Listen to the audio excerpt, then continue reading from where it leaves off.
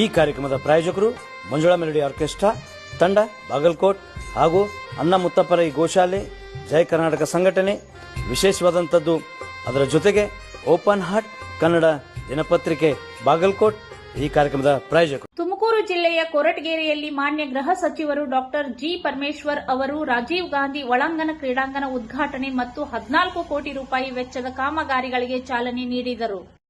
ಗೃಹ ಸಚಿವ doctor G Parameshwar ಅವರ ಕೊರಟಗೆರೆ ನಗರದ ತಾಲೂಕು ಪಂಚಾಯಿತಿ ಕಚೇರಿಯ ನೂತನ ಕಟ್ಟಡ ಕಾಮಗಾರಿ, ತಾಲೂಕು ಆಡಳಿತ ಕಚೇರಿ ಆವರಣದಲ್ಲಿ ಅಭಿವೃದ್ಧಿ ಕಾಮಗಾರಿ ಮತ್ತು ತಾಲೂಕಿನ ಹಲವು ರಸ್ತೆ ಕಾಮಗಾರಿಗಳಿಗೆ ಶಂಕುಸ್ಥಾಪನೆ ಮಾಡಿದರು. 21 ಲಕ್ಷದಲ್ಲಿ ನಿರ್ಮಾಣವಾದ ವನಧನ ವಿಕಾಸ ಕೇಂದ್ರ ಉದ್ಘಾಟನೆ ಮತ್ತು 4.23 ಕೋಟಿ ರೂಪಾಯಿ ವೆಚ್ಚದಲ್ಲಿ ನಿರ್ಮಾಣವಾಗಿರುವ ರಾಜೀವ್ ಗಾಂಧಿ ಒಳಾಂಗಣ ಕ್ರೀಡಾಂಗಣವನ್ನು ಉದ್ಘಾಟಿಸಿ ಲೋಕಾರ್ಪಣೆ ಮಾಡಿ ಯುವಕರು ಕ್ರೀಡೆಗಳಲ್ಲಿ ಹೆಚ್ಚು ತೊಡಗಿಸಿಕೊಂಡರೆ ಡ್ರಗ್ಸ್ ಮತ್ತು ಇತರ ವ್ಯಸನಗಳಿಂದ ದೂರ ಉಳಿಯುತ್ತಾರೆ. ಇದು ಬಲಿಷ್ಠ ಭಾರತ ನಿರ್ಮಾಣಕ್ಕೆ ನಾಂದಿಯಾಗುತ್ತದೆ ಎಂದು ಗೃಹ ಸಚಿವ ಡಾಕ್ಟರ್ ಜಿ ಪರಮೇಶ್ವರ್ ಅವರು ಹೇಳಿದರು. ಮುಖ್ಯಮಂತ್ರಿ ಸಿದ್ದರಾಮಯ್ಯನವರು ನನ್ನ ಕ್ಷೇತ್ರದ ಅಭಿವೃದ್ಧಿಗೆ 50 ಕೋಟಿ ರೂಪಾಯಿ ಅನುದಾನ ನೀಡಿದ್ದಾರೆ. ಇದನ್ನು ಗ್ರಾಮೀಣ ರಸ್ತೆ ಮತ್ತು ಮೂಲ ಸೌಲಭ್ಯ ಅಭಿವೃದ್ಧಿಗೆ ವಿಶೇಷ ಆದ್ಯತೆ ನೀಡಲಾಗಿದೆ. ಗ್ಯಾರಂಟಿ ಯೋಜನೆಗಳಿಂದ ರಾಜ್ಯ ಸರ್ಕಾರದ ಖಜಾನೆ ಖಾಲಿಯಾಗಿದೆ. ಅಭಿವೃದ್ಧಿಗೆ ಹಣವಿಲ್ಲ ಎಂಬ ವಿರೋಧ ಪಕ್ಷಗಳ ಆರೋಪ ಸತ್ಯಕ್ಕೆ ದೂರವಾದದ್ದು.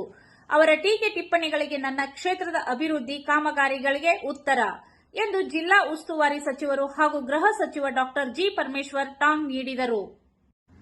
ಯುವ ಸಬಲೀಕರಣ ಮತ್ತು ಕ್ರೀಡಾ ಇಲಾಖೆಯ ಆಯುಕ್ತರು ಚೇತನ್ ಮಾತನಾಡಿ, ನಮ್ಮ ಇಲಾಖೆಯಿಂದ ಡಾಕ್ಟರ್ ಜಿ ಪರಮೇಶ್ವರ್ ಅವರು ಆಶಯದಂತೆ ಒಳಾಂಗಣ ಮತ್ತು ಹೊರಾಂಗಣ ಕ್ರೀಡಾಂಗಣ ನಿರ್ಮಾಣಕ್ಕೆ ಕೊರಟಗೆರೆಗೆ 7 ಕೋಟಿ ರೂಪಾಯಿ ಬಂದಿದೆ.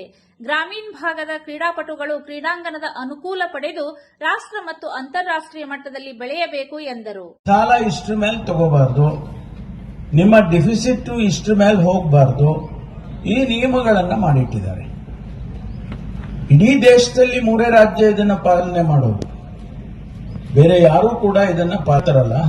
ಬೇರೆ ಬೇರೆ ರಾಜ್ಯದಲ್ಲಿ ಆಡಳಿತ ಪಕ್ಷಗಳು ಯಾವ್ಯಾವ ಇದಾವಲ್ಲ ಅವರೆಲ್ಲ ಮಾತಾಡ್ತಾರೆ, ಆದ್ರೆ ಅವ್ರು ಯಾರು ಕೂಡ ಈ ಡಿಸಿಪ್ಲಿನ್ ಇಲ್ಲ. ಅವ್ರಿಗೆ ಎಷ್ಟು ಬೇಕಾದ್ರೂ ಸಾಲ ತಗೋಬಹುದು, ಎಷ್ಟು ಬೇಕಾದ್ರೂ ಇದು ಖರ್ಚು ಮಾಡಬಹುದು, ಹಾಗೆ ಡಿಫಿಸಿಟ್ ಮಾಡ್ಕೋಬಹುದು ಅಂತಕ್ಕಂಥದ್ದು ಅವ್ರನ್ನ. ಕಾರ್ಯಕ್ರಮದ ಪ್ರಾಯೋಜಕರು ಮಂಜುಳಾ ಮೆಲೋಡಿಸ್ ಆರ್ಕೆಸ್ಟ್ರಾ ತಂಡ ಬಾಗಲಕೋಟೆ ಹಾಗೂ ಸರ್ವಶ್ರೇಷ್ಠ ಕ್ರಿಯೇಷನ್ ಸಾಂಸ್ಕೃತಿಕ ಸಂಸ್ಥೆ ಅಣ್ಣ ಮುತ್ತಪ್ಪರೈ ಗೋಶಾಲೆ ಹಾಗೂ ಜಯ ಕರ್ನಾಟಕ ಸಂಘಟನೆ ಬಾಗಲಕೋಟೆ, ಓಪನ್ ಹಾರ್ಟ್ ಕನ್ನಡ ದಿನಪತ್ರಿಕೆ ಬಾಗಲಕೋಟೆ.